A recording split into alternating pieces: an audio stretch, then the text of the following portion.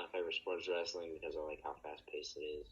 And there's nobody to blame you, or there's nobody to blame except yourself if you lose or if you do something wrong.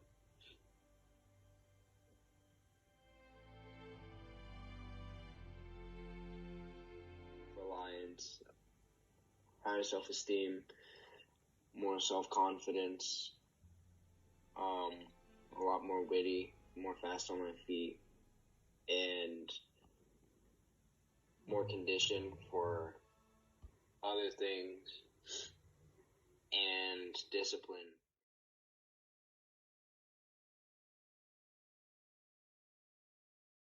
And say my number one fan is my dad. He's a great motivational speaker, and he lifts me up when I'm down, and he just tells me to get after things. Go get 'em, Tiger type stuff.